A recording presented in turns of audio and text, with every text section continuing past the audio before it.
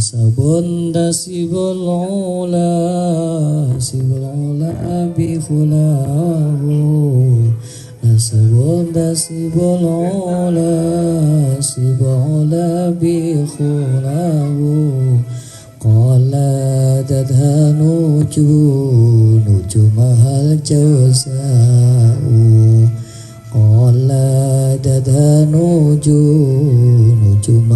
jawza'u habadha yuqdu sudadi wa fakhari habadha yuqdu sudadi wa fakhari anta fihil yatimatul asma'u anta fihil yatimatul asma'u nasabun utawi iki iku nasabe Gusti Kanjeng Nabi dok tasibul ula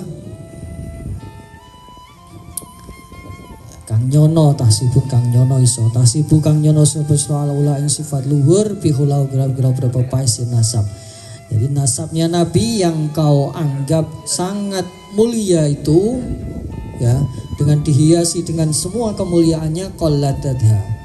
Kalau ngaki ing nasab utawa ing khulah ing perhiasan qallada yang dikalungkan yang perhiasan tadi nasab yang kau ketahui seperti apa kemarin kalung permata ya seperti kalung permata yang kita ketahui seperti kalung permata ya yang dikalungkan nujumah al jauh biro-biro lintangnya hullahu al jauzau ing lintang jauza. Jadi nasab Nabi bapaknya, kakeknya, buyutnya, terus yangnya sampai ke atas itu kan seperti untaian kalung permata. Nah, untaian kalung permata itu dikalungkan pada bintang jauza. Ya, bintangnya Nabi. Jadi udah kalungnya permata, yang dikalungkan pun adalah bintang jauza, bintang yang paling cerah berana yang paling mulia. Habada iku sak bagus-bagusin nasab itu sudah difakhori utawi sifat wajib apa? Dadi Gusti kang kaya kalung, dadi sayyid ya, sud itu sayyid wa fakhorin lan sifat aku. Jadi sudah menjadi kewajiban nih, wajib seorang nabi memiliki nasab yang paling unggul, yang paling mulia, dan sebaik-baik nasab adalah nasabnya Nabi. Antal dari sirofi ing dalam audusu dinin sifat dadi Gusti kang kaya kalung fihi iku aliyatimaku kaya inten kang ora ono kang madani il yatimah koyo inten yatimah bangane intan mutiara yang tidak ada bandingnya asmau kang direso. Jadi nasabnya Nabi sudah gak ada bandingnya sebagaimana intan permata yang terjaga. Wa akrim bihi min nasabin taharallahu ta'ala min sifakil jahiliyah.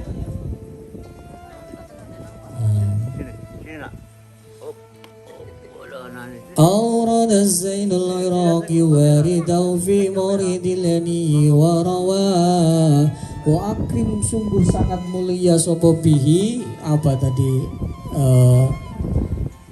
sifat pemimpin atau nasab tadi, nasab yang mulia tadi minta sabin nasabnya toharu yang Allah sucikan toharullah ta'ala yang Allah sucikan min sifakil jaliyah dari pekerjaan atau perbuatan zina, perbuatan selingkuh, perbuatan asusila yang dilakukan oleh orang-orang jahiliyah. Artinya nasabnya Nabi, mulai Nabi ke atas satu pun tidak ada darah mengalir dari luar pernikahan yang sah. Jadi nggak ada satupun, nggak ada. Nah, misal diurut-urut ke atas itu semuanya berdasarkan pernikahan yang sah yang sesuai syariat pada masa itu. Jadi kadang kalau kita ngurut-ngurut ya pengen cari nasab kita, orang kadang ngeri malah nih ke atas ya. Tapi kalau Nabi diturut ke atas semuanya, mulai orang tuanya. Nabi sendiri ketika Abdullah ayah Nabi sendiri itu ketika menikah juga pernikahannya melalui pernikahan syariat dengan Sayyidah Aminah. Kakeknya juga begitu sesuai dengan syariatnya Nabi Ibrahim. Jadi nggak ada hasil dari perselingkuhan, nggak ada. Ya, kalau kita jangan-jangan kalau diturut ke atas siapa ini Londo atau Jepang ya. Bisa ketemu nanti. Wes mendingan awak dhewe kalau kita nggak jelas, nggak tahu mbah kita siapa, ya nggak usah ngoyo-ngoyo lah. Nggak usah ngoyo dicari siapa ya. Saya sampai turun ke 5 itu sudah berhenti, pengen nyari lagi ke atas. Wes nggak usah wes. Yakin, hakul yakin wes. Insyaallah nasabnya moga-moga apik wes. Hafidh Aurada Zainul Iraqi. Aurada telah menceritakan siapa Az-Zainul Iraqi, Syekh Zain Al-Iraqi. Syekh Zain Al-Iraqi itu Imam Zain Al-Iraqi itu ahli hadis, orang ulama hadis yang mentakhrij kitab Ihya Ulumuddin itu loh. Di bawahnya itu yang ini hadisnya sahih, dhaif dan lain sebagainya. Itu Zain Al-Iraqi. Waridahu menceritakan, Syekh Zain Al-Iraqi menceritakan fi muridi, kitab yang telah didatangkan al-hani yang indah, ya, yang enak, yang mudah. Waridahu meriwayatkan siapa Zain Al-Iraqi pada kitab yang telah atau hadis yang telah. Jadi nasabnya Nabi itu Syekh Zain Al-Iraqi sudah menyebutkan dalam hadis-hadis yang ada dalam kitab beliau. Kitab yang mudah dipelajari. Artinya apa? Nasabnya Nabi pun itu dicari dalam kitab-kitab hadis juga ada. Sebagaimana hadis yang diriwayatkan oleh Zain Al-Iraqi. Jadi memang kita berjanji ini benar-benar kitab yang ilmiah, berdasarkan riwayat, berdasarkan teks nas-nas hadis. Jadi ada riwayat-riwayat hadisnya. Jadi kalau kitab-kitab maulid yang lainnya seperti Maulid Adibai, Maulid Ya'lami, Simtudurar itu lebih pada madaih. Jadi pujian-pujian, pujian kerinduan, namanya orang muji, orang rindu, ya orang lagi beronto, ya, lagi beronto seno, beronto, lagi kasmaran. Itu orang yang lagi kasmaran itu kan yang disebutkan semuanya yang indah-indah. Ya. Tapi kalau Al-Barzanji itu berdasarkan riwayat, berdasarkan ilmu, berdasarkan hadis.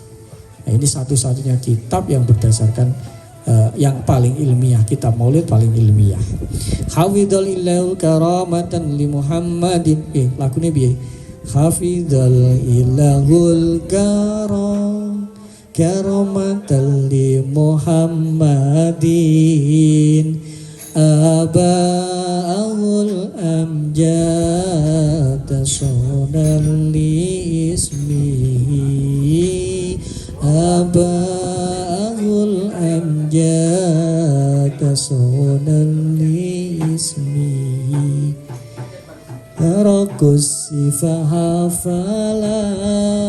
falam yusibahum arum min adami wa ila abihi wa ummihi min adami wa ila abihi wa ummihi. Hafidho menjaga siapa al-ilahu Allah, Tuhan, karomatan karena sebagai bentuk kemuliaan li Muhammadin, untuk memuliakan li Muhammadin pada Nabi Muhammad. Kenapa kok nasabnya Nabi mulai awal sampai Nabi itu semuanya terjaga, tidak ada satupun terkontaminasi dengan hasil sifah tadi, sifahil jahiliyah, hasil perbuatan buruk, perbuatan nista orang-orang jahiliyah. Termasuk ini membuktikan bahwasannya nenek moyang Nabi, leluhur Nabi semuanya melakukan pernikahan secara sah, secara syariat. Ini sebagai apa? Sebagai bentuk Allah memuliakan Nabi Muhammad, yakni salah satunya dengan menjaga nasabnya. Shallallahu Nabi Muhammad. Menjaga siapa? Abahu, orang tuanya. Aba itu bermakna mbah-mbah, jadi enggak hanya dimaknai aba itu bapak, enggak. Aba di sini jangan dimaknai bahwasanya Allah cuman menjaga bapak sama ibunya Nabi saja yang dijaga dari sifahil jahiliyah tadi. Tapi aba di sini dimaknai nenek moyang atau leluhur Nabi. Hafidhul al-aba, nenek moyangnya Nabi, al-amjad yang mulia, yang agung-agung, sultan karena untuk saunan karena menjaga lismi pada namanya Nabi. Jadi sebagai bentuk penjagaan Nabi. Kan gak keren, wes bahasanya keren itu bahasanya Sawa, ya kan gak keren. So misal ada Nabi ketahuan ternyata apa dulu buyutnya atau mbahnya itu ada mantan germo misal, kan nggak keren kalau kita punya Nabi semacam itu ya. Masa alah itu loh dulu kakeknya itu pernah kedaan, selingkuhan. Nah itu kan nggak keren, nggak lucu. Makanya di sini hafidhul ilal karomatan li Muhammadin abal. Hafidho yang dijaga adalah aba, para leluhurnya, mbah-mbahnya. Ya aba juga bernama mbah. Ya, karena apa? Saunan lismi, untuk menjaga nama, reputasi Nabi. Bahasanya reputasi itu. Taroku mereka semuanya, mulai ayah Nabi sampai ke atas, taroku mereka meninggalkan al-sifah, perbuatan zina, perbuatan selingkuh, ya, sifah. Falam yusibu, maka tidak satupun dari mereka a'aruhu, ya tidak terkena, tidak terdapat pada mereka satupun, tidak ada yang mendapati, tidak dapati dari mereka satupun apa aruhu, cacat atau apa, cedera. Sifat-sifat ini aib karena tercela, sifat tercela karena apa? Perbuatan sifat tadi. Min adamin, mulai sejak Nabi Adam wa ila abi, dan sampai kepada ayahnya Nabi wa umi dan ibunya Nabi. Tidak pernah tarakus sifat, mereka semuanya itu terjaga semua, ya. Itu kalau Nabi, kalau umatnya yes kadang-kadang ya enggak jelas. Sarotun saron nurun nubuwati fi asari hurarihimul bahiyah. Orang tua Nabi tersebut, leluhurnya tersebut itu menjadi sarotun, menjadi pemimpin yang mulia. Ya, saro yang berjalan apa, nurun nubuwati, cahaya kenabian, fi asari hurihim, dalam garis-garis ini apa? Garis-garis jidat apa? Pelipis apa? Batuk-batuk ya. Dahinya para orang tuanya Nabi al-bahiyati, yang baik-baik, yang bagus-bagus, yang indah-indah. Jadi nur Nabi itu sejak Nabi Adam terus turun temurun, cahayanya nur kenabian itu bisa dilihat bertempat di kening-keningnya para leluhurnya Nabi. Nanti ketika lahir turun lagi nurnya ini sudah hilang nih di atasnya itu. Nah, jadi selama nur Muhammad ada pada diri leluhurnya, pada diri orang-orang tersebut, nasab Nabi, mereka sama sekali tidak akan melakukan perbuatan sifah, perbuatan. Wa badara badru fi jabini jadi Abdul Muthalib wa banihi Abdil. Wa badara telah tampak apa badru, cahaya, ya, sebagaimana purnama, cahaya seperti purnama. Fi jabini jadi pada kening-keningnya kakek-kakek Nabi sudah nampak. Siapa kakeknya Nabi? Abdul Muthalib. Jadi sudah nampak mulai Abdul Muthalib itu cahaya kenabian di keningnya itu sudah nampak.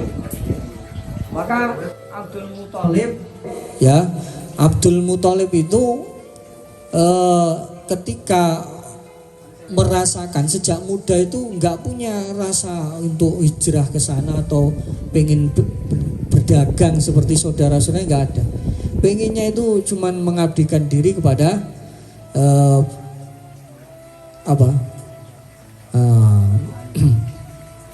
Ka'bah, ke Masjidil Haram, ke Baitullah. Jadi dihabiskan waktunya karena sudah pernah bermimpi, ya, bahwasanya kelak Nabi akhir zaman akan lahir dari keturunanmu, dari garis keturunan. Maka dia jaga betul, kesolehannya dia jaga betul. Jangan sampai saya melakukan maksiat, saya melakukan dosa, jangan sampai. Oh, benar-benar jaga. Makan pun dari hal-hal yang halal. Subhan gak mau Abdul Muthalib ini. Siapa Abdul Muthalib kemarin nama aslinya? Siapa Abdul Muthalib? Nama aslinya? Pak Uban, Syaibatul Hamdi, ya. Pak Syaibah. Wabnihi dan putranya Abdul Muthalib yakni Abdullah. Jadi sudah nampak ketika Abdul Muthalib ini juga melahirkan putranya yang bernama Abdullah, maka Nur Muhammad turun kepada Abdullah. Ini termasuk dari beberapa istrinya buahnya Abdul Muthalib ini. Ini dari putra-putranya itu sudah merasakan ini putra saya Abdullah ini beda, makanya paling disayang, ya. Abdullah ini paling disayang.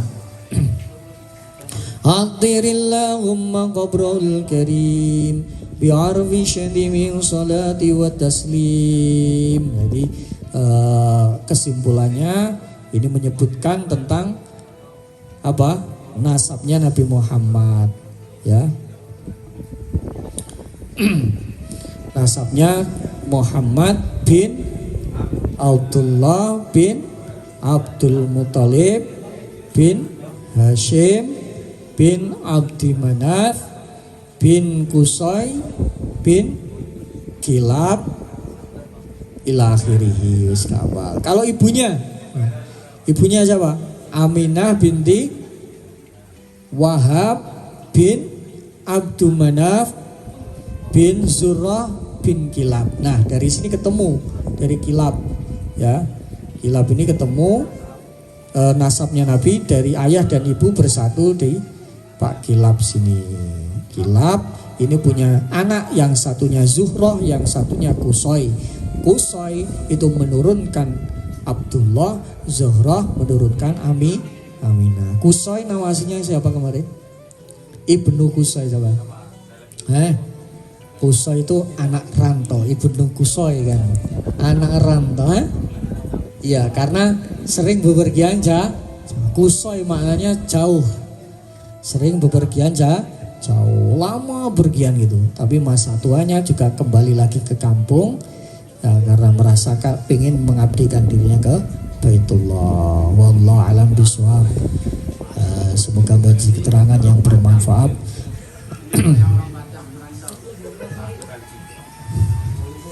Subhanakallahumma bihamdika asyhadu an la ilaha illa anta astaghfiruka wa atubu ilaik.